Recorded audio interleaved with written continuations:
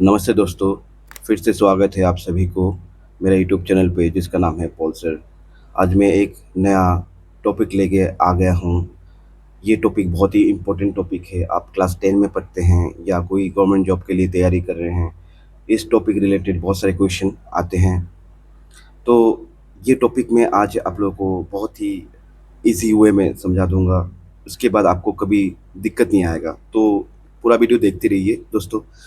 तो चलिए शुरू करते हैं। ओह्म्स लॉ में बताया गया द पोटेंशियल डिफरेंस मतलब वोल्टेज किसी भी मेटेलिक कंडक्टर में directly proportional to the current, मतलब वोल्टेज हमेशा प्रोपोर्शनल टू द करंट रहता है। बट इसमें एक कंडीशन है कि उस मेटेलिक कंडक्टर का जो टेम्परेचर है वो सेम रहना चाहिए और इसका जो फिजिकल कंडीशन वो भी सेम रहना चाहिए। मतलब जो टेम्परेचर वो कांस्टेंट रहना चाहिए, तभी जाके ये ओह्म्स लॉ काम करेगा।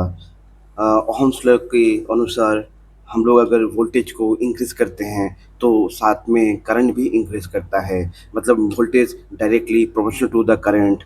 बट एक कंडीशन है कि कोई भी मेटेलिक कंडक्टर में अगर वोल्टेज हम लोग अप्लाई करेंगे उसमें करंट भी वोल्टेज के साथ-साथ बढ़ता रहेगा। लेकिन एक कंडीशन है, उस कंडक्टर का जो टेम्परेचर है वो रिमेन कांस्टेंट होना चाहिए या उसका फिजिकल कंडीशन जो है वो सेम रहना चाहिए। ठीक है दोस्तों, तो देखते हैं ओह्म्स लॉ का फॉर्मूला क्या है। हम लोग अभी इजी वे में समझते हैं। ओह्म्स लॉ में बोला गया कि जो पोटेंशियल डिफरेंस मतलब V equal to I R, ये है ओह्म्स लॉ। बट उसको समझने के लिए हम लोग एक ग्राफ बनाएंगे। ओह्म्स लॉ का बहुत सारा फॉर्मूला है, कैसे वोल्टेज निकालेंगे, कैसे करंट निकालेंगे, कैसे रेसिस्टेंस को फाइंड आउट करेंगे यूजिंग ओह्म्स लॉ। तो ओह्म्स लॉ को याद रखने के लिए आपको एक चीज़ याद रखना पड़ेगा, ये ट्रायंगल। आपको पहले ये ट्रायंगल बना लीजिए, उसके अंदर एक टी बनाइए। ठीक है दोस्तों, ऊपर रहेगा पोटेंशियल डिफरेंस मतलब वोल्टेज, नीचे करंट लेफ्ट साइड में और राइट साइड में रेसिस्टेंस। ये जो ग्राफ है आपको याद रखना पड़ेगा। ओह्म्स लॉ का कोई भी फॉर्मूला याद रखने के लिए ये ग्राफ हमेशा आपको याद रखना पड़ेगा। एक ट्रायंगल बना के बीच में एक टी बनाना है, ऊपर वी रखना है मतलब पोटेंशियल डिफरेंस या वोल्टेज, लेफ्ट साइड में करंट और राइट साइड में रेसिस्टेंस। अभी देखिए इनके बीच में क्या रिलेशन बनता है। देखिए वी के साथ ये इन दोनों का करंट और रेसिस्टेंस का देखिए वी डिवाइडेड बाय करंट है, वी डिवाइडेड बाय रेसिस्टेंस है। मतलब वोल्टेज जो है उसके साथ रेसिस्टेंस का डिवीजन का रिलेशन है, वोल्टेज के साथ करंट का डिवीजन का रिलेशन है, और करंट और रेसिस्टेंस के बीच ये जो है मल्टीप्लिकेशन है। ये जो है ना इसका मतलब ही है मल्टीप्लिकेशन।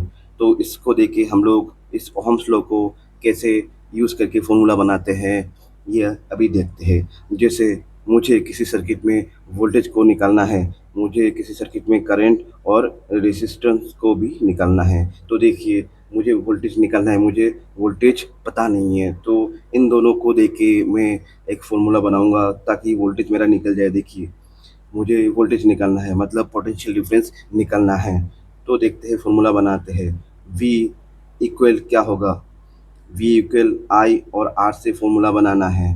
तो आई और आर के बीच में क्या रिलेशन है मैंने आपको पहले ही बता दिया था। तो I into R, V equal to I into R, और आई इंटू आर को हम लोग आई आर भी लिख सकते हैं। तो दोस्तों समझ गए ना आप लोग कैसे फॉर्मूला बनाते हैं।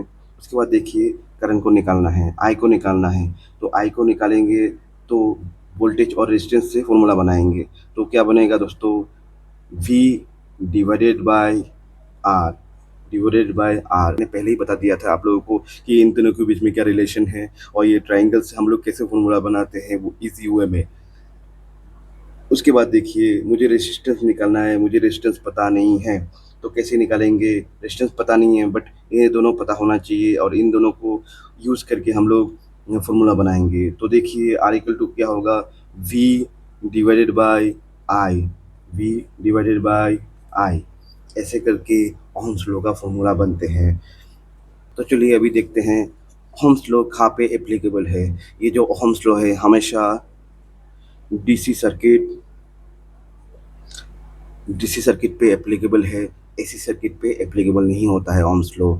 ये बहुत सारे क्वेश्चन में ऐसे पूछते हैं कि ओम्स लॉ एप्लीकेबल ऑन उसमें डीसी सर्किट में या एसी सर्किट में। ओम्स लॉ है वो हमेशा डीसी सर्किट में एप्लीकेबल है।